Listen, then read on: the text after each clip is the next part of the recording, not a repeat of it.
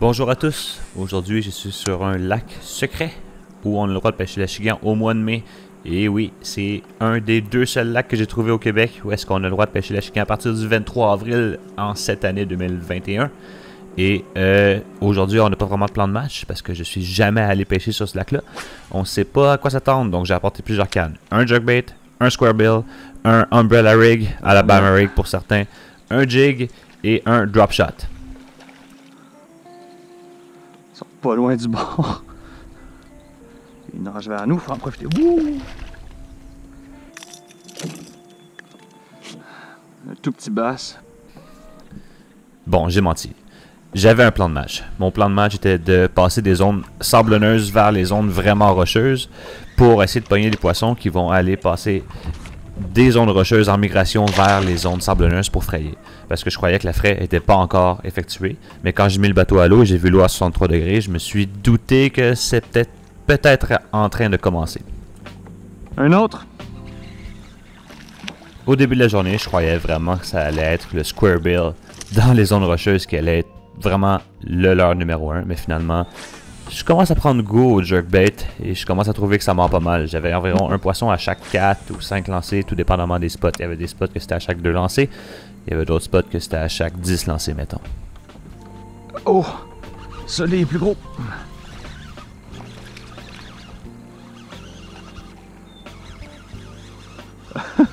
Tu quittes le drop shot. Oh non! Ah!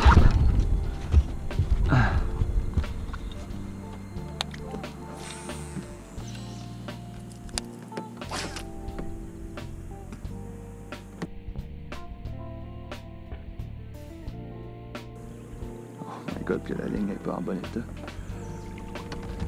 Non, non, non, non, non, non.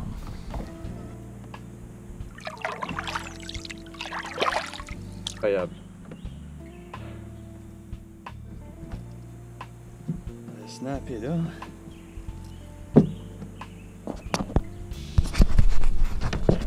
L'eau est pas si froide. Check ça, le snappé là.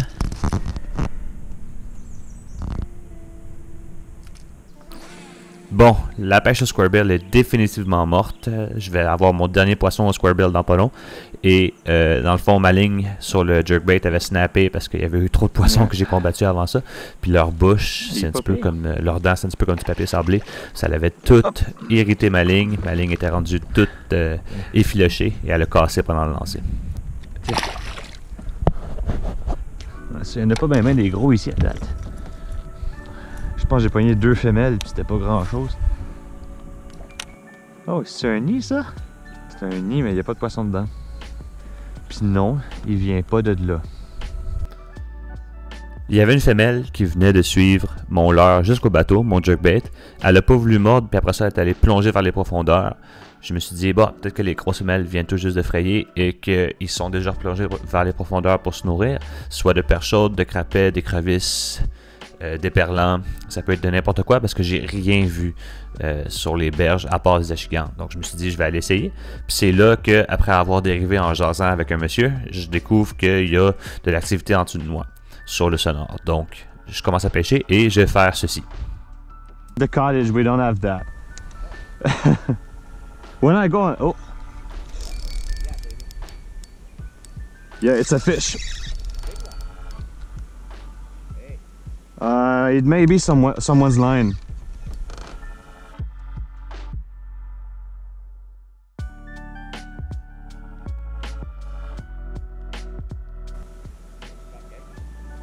It's a tree branch. A big one though. I only have 8-pound line. The biggest catch of the day.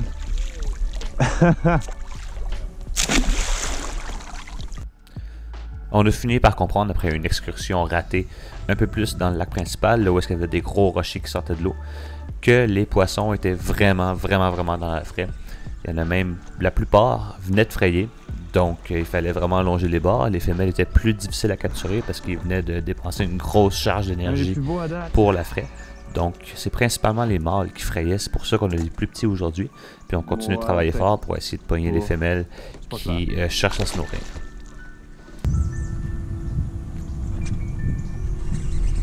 Ah! Ah, je l'ai encore. Ah! Je l'ai reperdu, il était pas gros. J'ai finalement commencé à faire ce qu'on appelle du sight fish en anglais. En gros, je pêche les poissons à la vue. J'utilise mes lunettes polarisées pour essayer de les repérer le plus loin possible et j'utilise aussi mon jerkbait pour balayer les berges puis essayer de repérer où sont les spots potentiels et couvrir de l'eau entre chaque site potentiel pour tenir un poisson que je peux pêcher à vue. Donc, qu'est-ce que je fais? C'est je longe les berges et quand je vois une tache noire sur un fond clair, généralement, ça veut dire qu'il y a un poisson là. Et là, c'est à ce moment-là qu'il faut vraiment être discret et patient. Je lance plus loin, je ramène le leurre discrètement et je surveille beaucoup ma ligne. C'est ça l'essentiel, il faut surveiller la ligne. Quand la ligne se met à faire quelque chose de bizarre, ça veut dire probablement que tu as un poisson au bout. Prends ton temps pour ferrer et faire.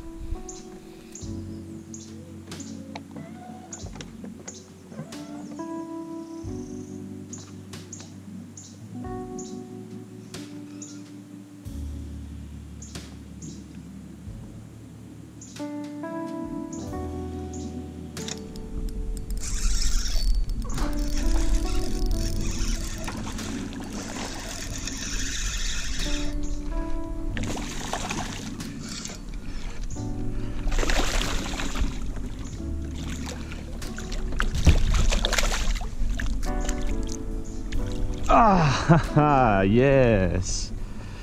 On ne le gardera pas trop longtemps. C'est un poisson de 41 cm. Ben, tu retournes tout de suite. On est chanceux aujourd'hui, à chaque fois que je m'approchais d'un nid, je voyais les achigans qui le défendaient, mais il n'y avait pas de crapet pour les accompagner. Comme... Ah si, il a mordu au bateau. Ah, un autre gros.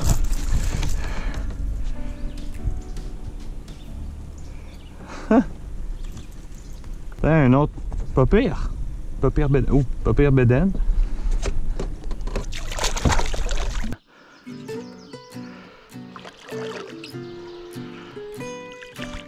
Hop, vite, hop.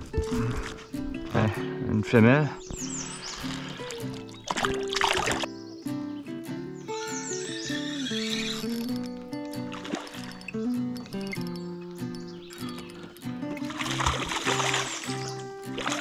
Hop. On a l'eau tout de suite. Boom.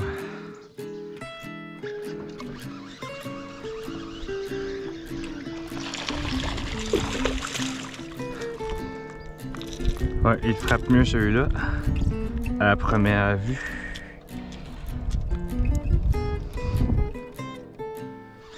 Qu'est-ce que je dis pas dans la vidéo, c'est que j'ai changé de jerkbait parce que je trouvais que le modèle et la couleur que j'avais était mal frappé par les achigans. Au début de la journée, c'était correct, mais au fur et à mesure que la journée progressait, j'ai commencé à le frapper de plus en plus sur la tête, sur le côté et de moins en moins dans la bouche. Donc j'ai changé pour un leurre un peu plus petit avec des couleurs différentes qui sont un peu plus menaçantes pour un poisson dans le coin de la craie. Cette fois-ci, j'avais des couleurs qui s'apparentaient un peu plus à une perche chaude ou à un crapet.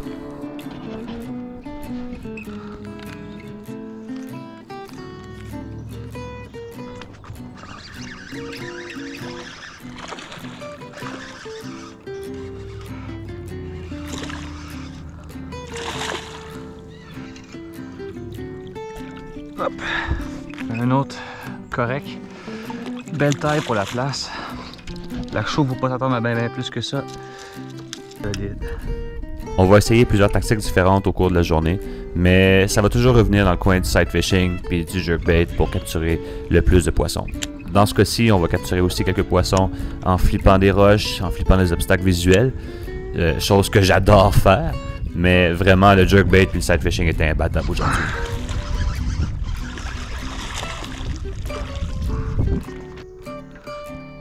Ça n'a pas été long.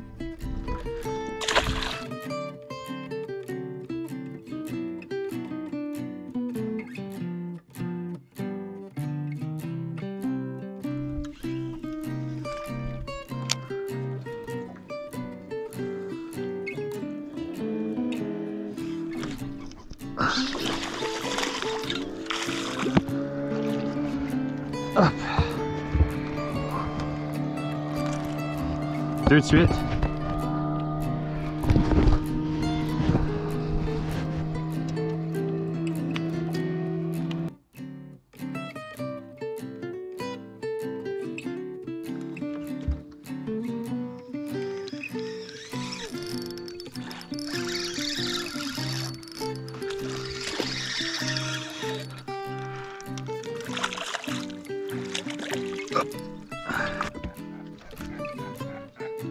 Et je croyais que tu riais de moi, toi.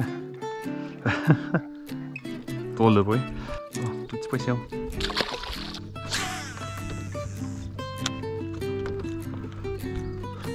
Ah, yes.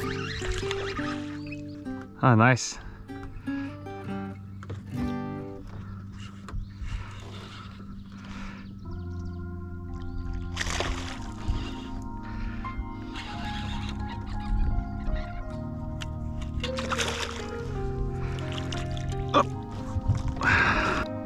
Ah, un autre long, mais pas très gros.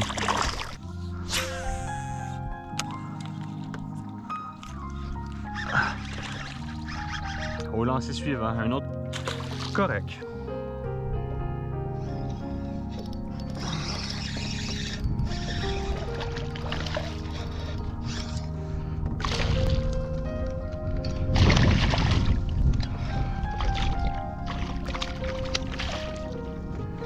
Hop.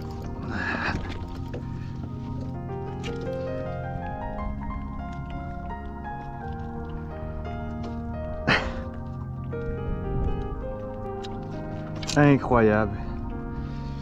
Une femelle qui a frayé. Oh my god, t'es rendu mec, toi. Toi, t'étais plus grosse il y a à peine une semaine. Tiens.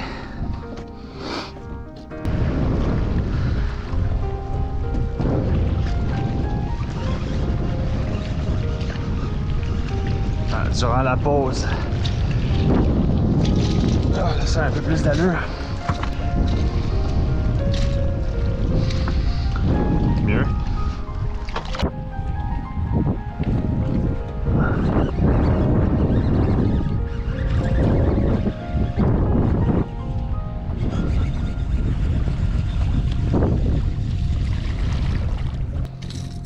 T'en as mangé une récemment, toi? Holy shit! Qu'est-ce qui s'est passé? T'as-tu fait un tour de vivier? Peut-être.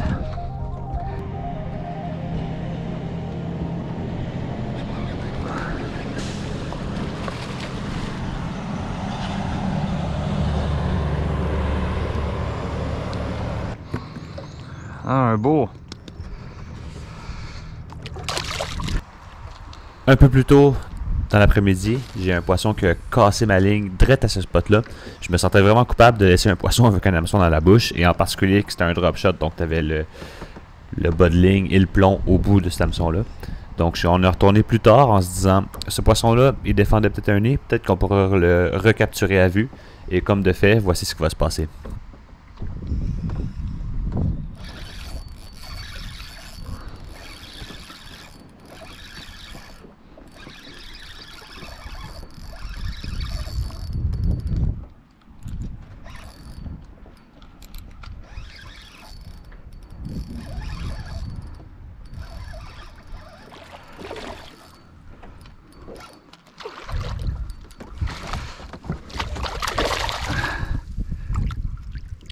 Ah, yes sir! Ça, c'est lui qui nous a cassé tantôt. Ça, c'est le leurre actuel. Puis ça, c'est mon ancien drop shot. Petit compte rendu de la journée. On a commencé la journée en essayant de viser les endroits vraiment rocheux avec des zones sablonneuses dans les environs pour essayer de prendre les poissons qui sont en train de se préparer pour la frette. Puis finalement, c'est totalement l'inverse qui s'est passé. On a essayé de viser les zones sablonneuses avec des accès rapides à de la nourriture ou à des obstacles pour les poissons pour qu'ils aillent se cacher, pour qu'ils aillent se récupérer. Parce que la fraie venait tout juste de se produire. Donc, on a fait du sight fishing, on a fait du jerkbait, on a essayé de les faire réagir et on pêchait vraiment près du bord. Ça a été ça la clé aujourd'hui. Et j'espère que vous avez aimé le vidéo. Et n'hésitez pas à laisser un petit j'aime. Ça a été un long vidéo aujourd'hui, mais écoutez, il y a eu tellement de poissons capturés. Je pense que j'affiche même pas la moitié des poissons que j'ai capturés aujourd'hui. J'ai laissé les plus petits, puis il y en a aussi. Il me manque environ une dizaine de vidéos que j'ai perdues. Je sais pas trop pourquoi. Peut-être que j'ai été trop ambitieux sur l'eau et que j'ai supprimé les fichiers pendant que j'étais sur l'eau, parce que je fais ça à cette heure pour essayer d'avoir le plus de mémoire possible. de disponible pour continuer à pêcher de la journée. Et sur ce, si vous avez aimé, laissez un petit j'aime. Si vous n'avez pas aimé, vous pouvez mettre votre opinion dans les commentaires, mais franchement, c'était une pêche légale aujourd'hui. Et franchement aussi, il y a beaucoup d'achigan sur ce lac-là. C'est la qualité qui n'est pas là. Donc, c'est probablement pour ça que c'est ouvert aussitôt dans l'année. Parce que j'ai l'impression qu'il manque de nourriture pour les achigans dans ce lac-là. Donc, mettre de la pression de plus pour essayer de diminuer le nombre, ça pourrait peut-être faire du bien à l'écosystème. Sur ce, bonne journée et au revoir.